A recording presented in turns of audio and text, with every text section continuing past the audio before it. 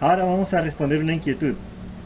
¿Qué ocurre si yo tengo una señal de 0 a 10 voltios, pero quiero utilizar este equipo cuya entrada es de 0 a 5 voltios o de 1 a 5 voltios?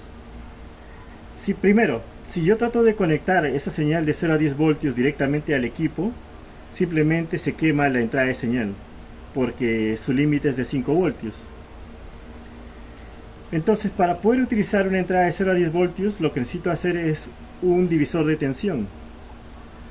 Ahora, ¿cómo logro utilizar un divisor de tensión? ¿O cómo creo un divisor de tensión? Para eso primero hay que tener en cuenta lo siguiente. La entrada de señal, que es de voltaje, es como cualquier voltímetro.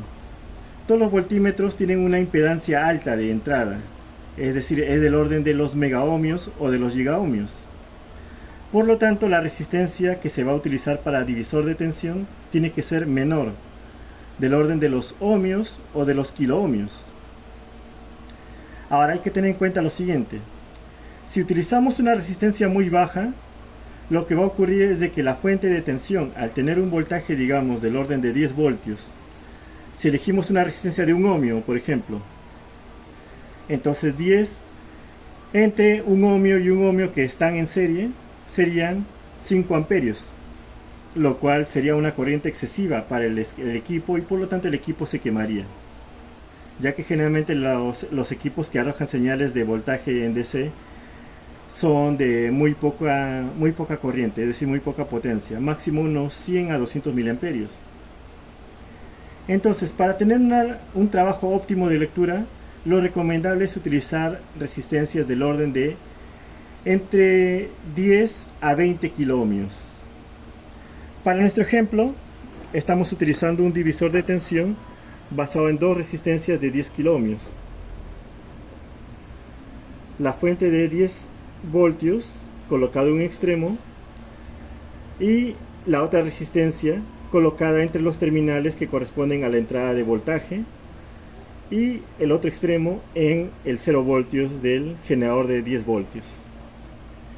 Entonces con esto estamos utilizando dos resistencias de 10K para poder hacer nuestro divisor de tensión, manteniendo la programación con entrada de señal de 0 a 5 voltios.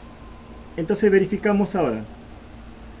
Colocamos 1 voltio y obsérvese que lo que antes salía 20 ahora nos sale 9.9, prácticamente 10. Ponemos 2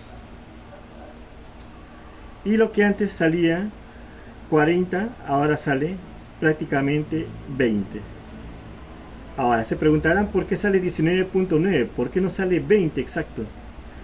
Eso depende de la resistencia que utilicen.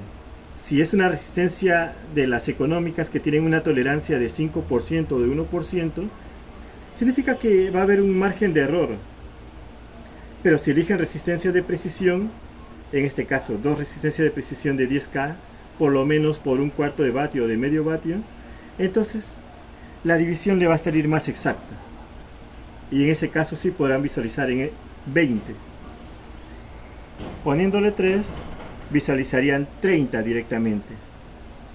Pero para nuestro ejemplo nosotros hemos usado resistencias con tolerancia del 5% y por eso es que visualizamos un error de aproximadamente 0.1 con respecto a la lectura verdadera. 4 voltios, 39.8. 5 voltios,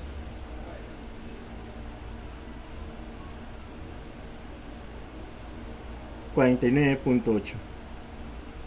Entonces ahora subimos, pero observamos que en el equipo en este caso no podemos, porque nuestro equipo solamente tiene hasta 5 voltios máximo. Pero como verán, estamos en la mitad de la escala y el instrumento está dando la lectura que corresponde a la mitad. Significa que si tuviéramos una fuente que nos genere hasta 10 voltios, visualizaríamos aproximadamente 99.6 o 99.5 voltios de salida. Eso sería todo.